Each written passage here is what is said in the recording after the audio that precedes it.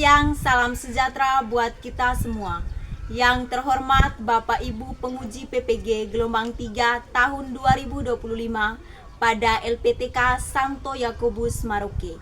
Perkenalkan, nama saya Venansiana Tuti dengan NIM 25869051936, guru pendidikan agama Katolik pada SMK Negeri 1 Lembor Selatan, Kecamatan Lembor Selatan, Kabupaten Manggarai Barat, Provinsi NTT, sebagai mahasiswi PPG gelombang 3 tahun 2025 pada LPTK Santo Yakobus Maroke. Pada hari ini, Kamis 9 Oktober 2025, saya akan melaksanakan proses belajar mengajar di kelas 11 dengan tema makna dan paham gereja dengan materi pokok gereja sebagai umat Allah. Inilah video saya, selamat menyaksikan. Selamat siang, Bu. Selamat siang, silakan duduk. Terima kasih, Bu. Ya, bagaimana kabar kita hari ini? Puji Tuhan baik, Bu. Puji Tuhan baik ya, saya juga baik. Oke, siap menerima pembelajaran hari ini? Siap, Bu. Siap. Silakan berdiri. Atas nama Bapa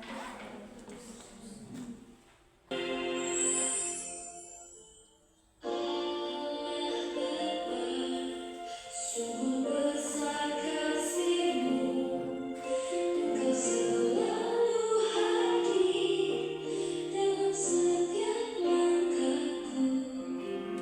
Sungguh indah ku menjadi anak-Mu, hidup dalam kasih-Mu, kasih yang tak ternilai. Tak sanggup aku membalas kasih-Mu, hanya mimpi baik yang ku bisa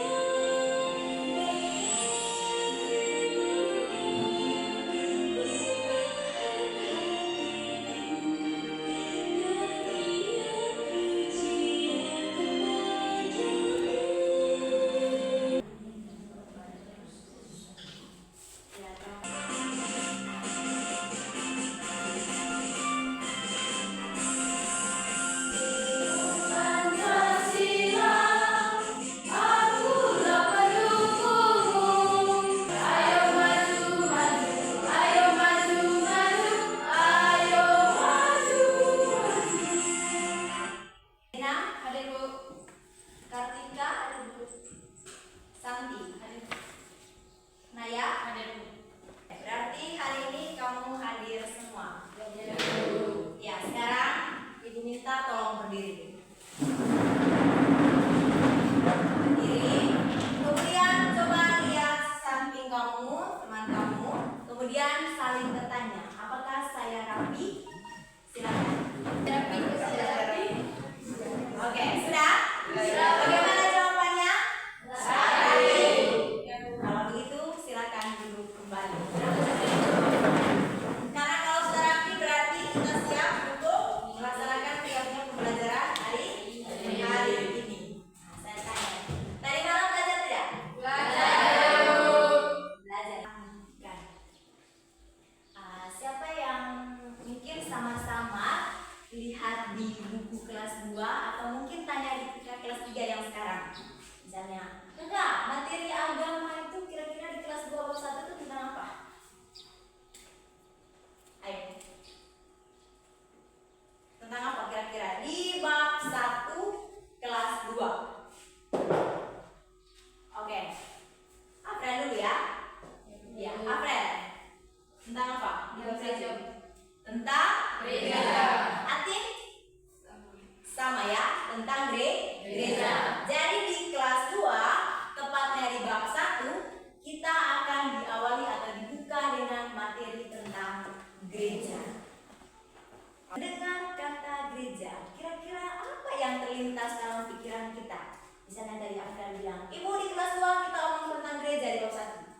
Nah, dalam pikiran kita masing-masing, kalau dengan kata gereja, Itu berarti apa?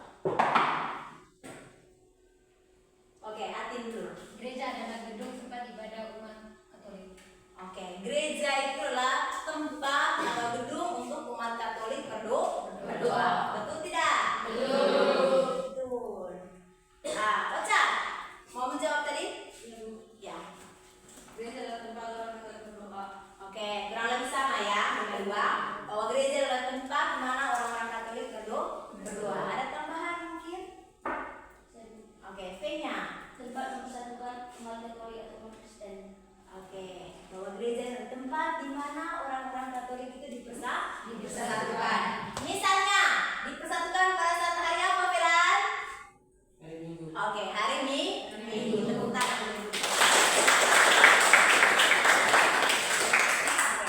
Jadi itu topik kita bab yang pertama di kelas 2. Kita ngomong tentang gereja.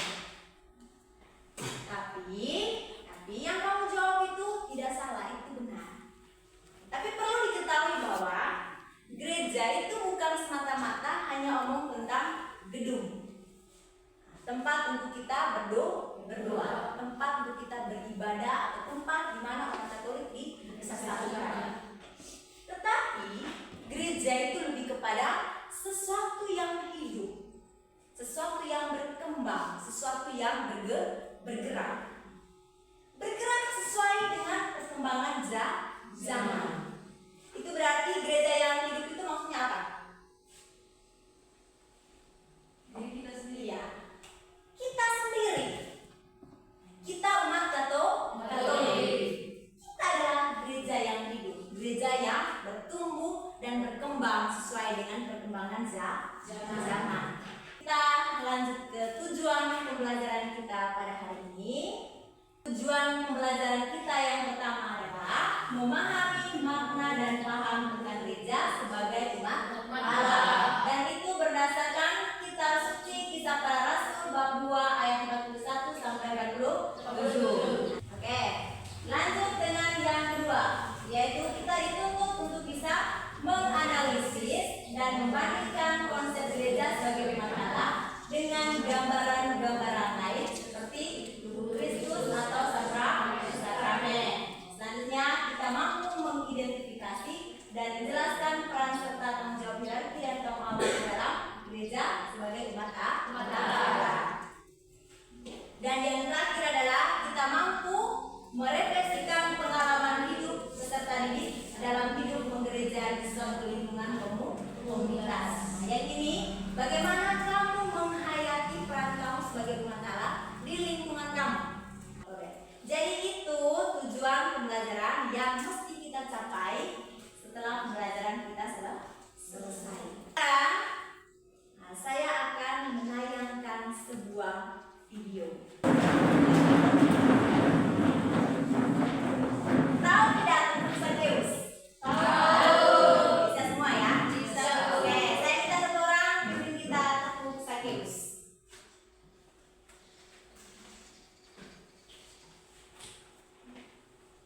Tepuk Zakheus. Pendek-pendek, lari-lari, panjat pohon, lihat Yesus, turun deh.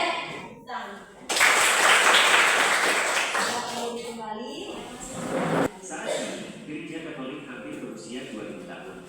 Ini adalah institusi tertua di dunia. Lalu, bagaimana awal mula institusi ini berdiri dan bertahan hingga sekarang? Untuk melihat sejarah lahirnya Gereja Katolik, sudah pasti kita harus kembali ke akarnya, yakni Yesus Kristus, dan dengan kuasa dan otoritas sekaligus dengan cinta kasih.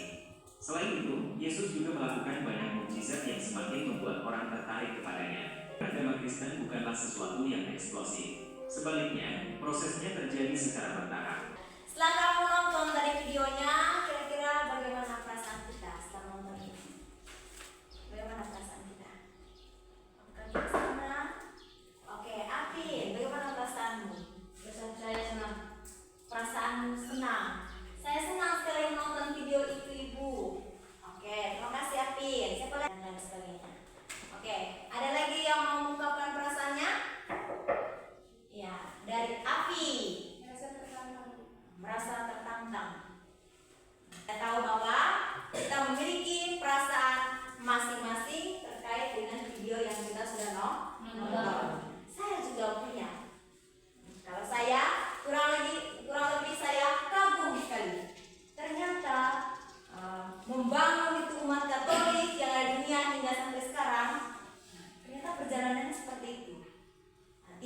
gampang kita membalikan kita punya telapak tangan langsung hap tiba-tiba terkumpul di telapak tangan. Tidak, perjalanannya panjang sekali, dikumpulkan satu persatu. Oke, kita lanjut ke pertanyaan yang kedua. Kira-kira video tadi itu mengisahkan tentang apa? Dia mengisahkan tentang apa? Oke, mau Ocak atau P-nya dulu nih? Oke, P-nya dulu. Mengisahkan tentang orang-orang yang percaya kepada Allah. Oke, mengisahkan tentang orang-orang yang percaya kepada Allah. Terima kasih P-nya. Mau Ocak? Kisah perjuangan Yesus mengumpulkan umat Allah. Oke, perjuangan Yesus mengumpulkan umat Allah. Bukannya Yesus ya, murid-muridnya Yesus. Pokoknya semua orang yang percaya kepada Allah waktu itu mereka berjuang sekuat tenaga mereka untuk mengumpulkan orang-orang ini supaya kembali lagi kepada Allah. Ada lagi? Oke, dari Dela. Sejarah tentang gereja Katolik. Ya, sejarah tentang gereja Katolik. Oke, tepuk tangan dulu. Luar biasa ya. Ya, sekarang saya akan bagikan gambar kepada kamu. Saya tidak akan kasih tahu ini gambar apa. Ini saya sudah potong-potong gambar ini dan tugasnya kamu adalah menyatukan gambar ini. Siap? Siap. Ini saya bagikan sekarang. Ini dan juga di sini. Tidak apa-apa, diskusi bebas. Kamu punya? Oke, lemnya.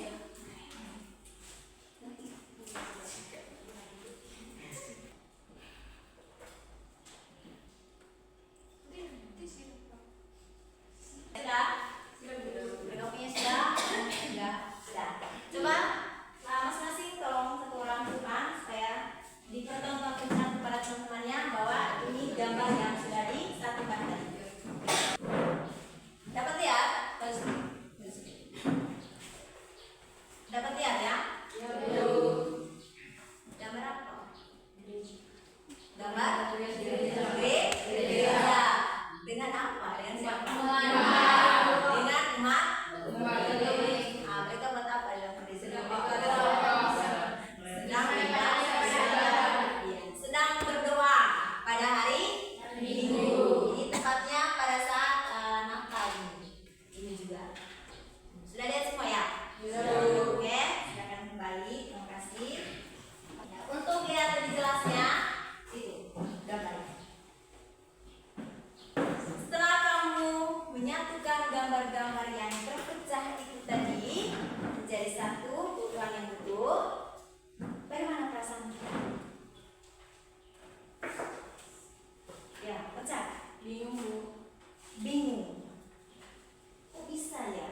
Ibu Funa sudah satu gambarnya dia berpecah ini. Bikin saya bingung sudah. Oke, boleh. Kamu bisa pecah. Siapa lagi? Oke. Merasa senang. Ibu saya suka sekali buat menyatukan gambar. Itu saya menyaksikan. Orang yang mencintai Tuhan, mengasihi Tuhan, pasti dalam kesehariannya dia akan selalu rindu dengan Tuhan. Cemas ketika misalnya sekali tidak berkomunikasi atau berbicara dengan Tuhan. Ada kecemasan, ada kerinduan. Ya, terima kasih untuk kita semua. Jadi itu perasaan yang kita rasakan. Sekarang kita lanjut ke pertanyaan berikutnya. Dari gambar yang sudah kamu satukan tadi, kira-kira apa maknanya untuk kita? Apa yang mau disampaikan oleh gambar ini untuk kita? Ayo. Oke, Apin. Gereja adalah sesuatu yang hidup dan berkembang. Ya. Gereja itu adalah sesuatu yang hidup dan sesuatu yang berkembang. Lihat deh, siapa lagi? Nah, Ocha. Gereja itu pada awalnya bukan sesuatu yang utuh. Ya. Gereja itu pada mulanya bukan sesuatu yang utuh. Sama seperti waktu kita menonton video tadi. Bagaimana Yesus mengumpulkan satu persatu. Mengumpulkan satu kali, membentuk membentuk sebuah gereja atau membentuk sebuah himpunan atau persekutuan. Ya, Naya. Gereja adalah umat Allah yang percaya kepada Allah. Ya. Kalau sudah berhimpun satu kali, ya kita mesti percaya. Jadi dari gambar dan juga video tadi mau menyampaikan kepada kita bahwa gereja memiliki sejarahnya sendiri dari dulu sampai sekarang hingga ia berkembang. Gereja bukanlah suatu gedung ataupun organisasi tertentu yang manusiawi, melainkan gereja adalah perwujudan karya Allah yang konkret. Artinya, gereja bukan suatu organisasi yang setiap hari Minggu kita berkumpul begitu saja, melainkan suatu paguyuban atau persaudaraan atau kekeluargaan dari orang-orang yang dipanggil oleh sabda Allah. Ya, kita masuk ke materi kita pada hari ini. Pertama-tama kita akan berbicara tentang arti makna gereja. Kata gereja dalam KBBI apa KBBI? Bahasa Indonesia harus tahu. Mengartikannya sebagai rumah, tempat berdoa dan melakukan upacara agama Kristen, Katolik maksudnya. Namun dalam bahasa Yunani, gereja juga diartikan sebagai eklesia dan kuriake. Eklesia itu adalah orang-orang yang Tuhan panggil keluar dari dunia untuk menjadi saksinya. Kita ini dipanggil oleh Tuhan untuk menjadi saksinya. Nah, ingat kalau misalkan kita mengikuti ibadat hari Minggu, misal hari Minggu di berkat penutupan, selalu imam ngomong, mari kita pergi, kita diutus untuk mewartakan kerajaan Allah. Setiap hari Minggu itu kita selalu diutus, bukan hanya setiap hari Minggu sih, setiap hari kita diutus. Kita lanjut. Nah, sedangkan kuriake merupakan orang-orang yang dipanggil untuk menjadi milik Kristus dan memuliakan namanya. Gereja dapat dikenali dengan dua ciri, yaitu kumpulan orang Kristen sebagai hamba yang melayani untuk memuliakan Allah, serta kumpulan orang percaya yang selalu dipelihara Tuhan melalui pelayanan firman, sakramen, dan kuasa Roh Kudus yang sudah dijanjikan. Jadi itu arti dari kata gereja menurut bahasa Yunani tadi ya, eklesia dan kuriake. Nah, konsep gereja sebagai umat Allah itu menekankan bahwa gereja itu bukan suatu organisasi manusiawi. Nah, maksudnya contoh organisasi kita punya misalnya di sekolah ini adalah OSIS. Bukan seperti itu maksudnya gereja. Nah, bukan organisasi yang seperti itu. Namun merupakan perwujudan karya Allah yang konkret. Itu sesuatu yang nyata, sesuatu yang terlihat.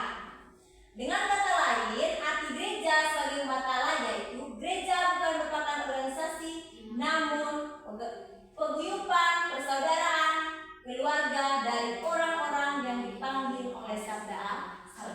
Mungkin kamu pernah dengar ini, di mana 1-2 orang berkumpul, di situ gereja. Karena apa? Di situ terjalin yang namanya kasih dan persaudaraan. Dan gereja itu sangat kental yang namanya kasih dan persaudaraan. Oke, sekarang kita masuk ke kelompok kita masing-masing.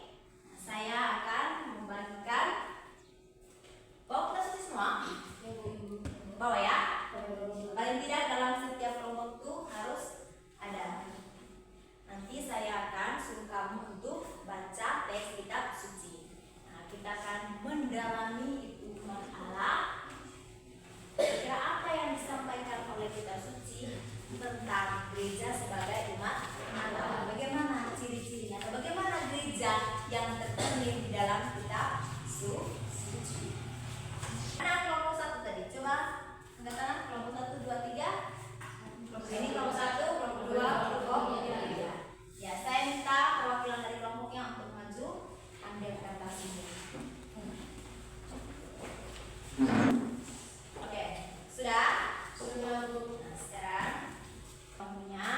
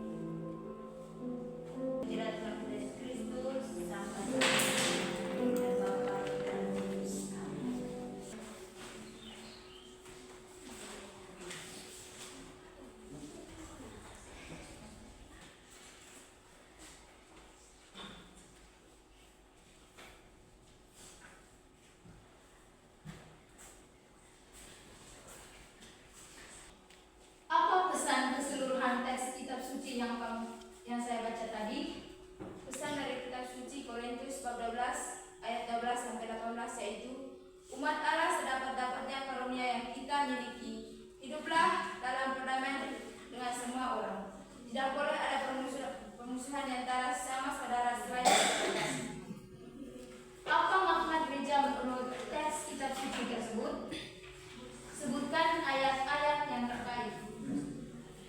Kita umat Allah adalah satu tubuh yaitu Kristus, dan kita adalah anggota, dan oleh karena itu kita anggota ini memiliki fungsi yang berbeda-beda. Karena kita adalah satu tubuh, maka tidak pula di antara kita saling menyakiti satu sama lain. Apa ciri-ciri gereja sebagai umat Allah dalam perikop kitab suci tersebut? Ciri gereja sebagai umat Allah dari perikop tersebut adalah umat Allah saling menopang satu sama lain, saling mengerti, saling membantu dalam kebaikan bersama Tuhan. Apa saja konsekuensi bagi kita sebagai anggota gereja umat Allah? Semua umat Allah harus saling mengenal satu sama lain dan menggunakan karunia yang telah kita terima dari Tuhan untuk kebaikan kita bersama. Oke, tepuk tangan dulu untuk Apa pesan keseluruhan teks kitab suci yang kamu baca tadi? Pesan dari teks kitab suci 1 Korintus bab 12 ayat 7 sampai 11, yaitu kita umat Allah ini diberikan karunia-karunia khusus oleh Allah. Oleh karena itu, kembangkanlah karunia-karunia tersebut dengan baik dan sesuai kehendak Allah. Apa makna gereja menurut kitab suci tersebut? Sebutkan ayat-ayat terkait. Menurut kelompok kami sangat tertarik dengan ayat 8 dan 10 karena dalam ayat ini dijelaskan bahwa kepada seorang diberikan karunia untuk bisa berkata-kata penuh hikmat, dan kepada yang lain diberikan karunia berkata-kata dengan pengetahuan dan memberikan roh menyembuhkan orang lain. Apa ciri-ciri gereja sebagai umat Allah dalam perikop kitab suci tersebut? Ciri-ciri gereja sebagai umat Allah dari perikop tersebut adalah umat Allah dengan kesungguhan Allah memberikan berbagai macam karunia-karunia. Apa saja konsekuensinya bagi kita sebagai anggota gereja umat Allah? Adanya karunia-karunia khusus yang tumbuh dalam diri setiap pribadi yang harus diterima dan disyukuri, serta mengembangkannya untuk kebaikan bersama. sudah? Sudah. Oke, terima kasih untuk kelompok 3 yang telah mempresentasikan hasil. Jadi ketiga teks tadi itu menyatakan kepada kita bahwasannya perjuangan Yesus membangun umat Allah itu tidak serta-merta kayak hari ini langsung jadi. Hari ini dia katakan, besoknya langsung jadi. Melainkan itu ada proses yang panjang penuh dengan liku hingga pada suatu ketika dia wafat di kayu salib. Dan itu adalah konsekuensi dari pewartaan yang dia lakukan. Pewartaan apa? Kerajaan Allah yang mengumpulkan umat Allah yang ada di dunia. Ada pertanyaan? Ya, kita masuk ke poin yang kedua, yaitu ciri-ciri gereja sebagai umat Allah. Yang pertama, umat Allah merupakan suatu pilihan dan panggilan dari Allah sendiri. Dari dia sendiri yang. Kemudian poin yang ketiga adalah dasar dan konsekuensi gereja sebagai umat Allah. Kira-kira apa konsekuensinya bagi kita? Yang pertama, gereja sendiri adalah persaudaraan cinta kasih. Nah, sebagai umat Allah, kita harus tanamkan dalam diri kita cinta dan juga kasih. Oke, dari ketiga teks yang kamu sudah baca dan yang kamu sudah dengar, kesimpulannya bahwa hidup mengumat pada dasarnya merupakan hakikat gereja itu sendiri, sebab hakikat gereja adalah persaudaraan cinta kasih, seperti yang dicerminkan oleh hidup umat perdana. Oke, materi kita sampai di sini.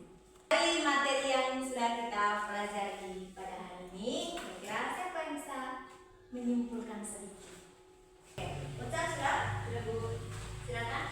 Gereja awalnya tidak utuh, tetapi Tuhan datang untuk menjadikannya, dan gereja adalah tempat ibadat atau persekutuan umat Katolik. Oke, pada mulanya kita belum utuh, tapi seiring berjalannya waktu kita menjadi utuh. Bukan hanya itu lagi, tapi kita bertambah banyak dan akhirnya kita berkembang.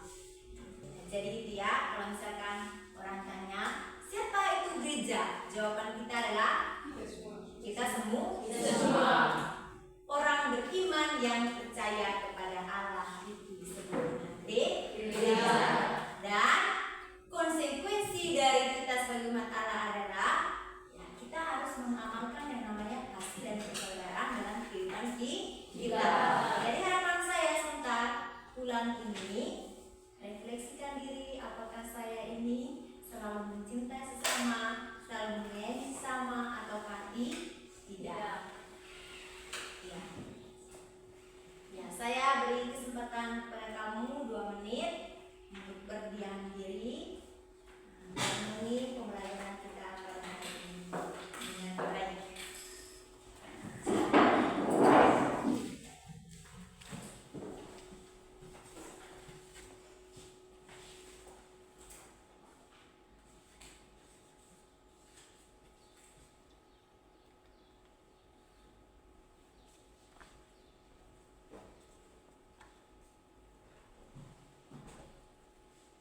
Oke, selesai. Ini tugas semua ya. Nanti kerjakan ini di rumah dan kumpulkan minggu depan. Terima kasih untuk kita semua karena masih setia sehingga pembelajaran kita pada hari ini berjalan dengan baik.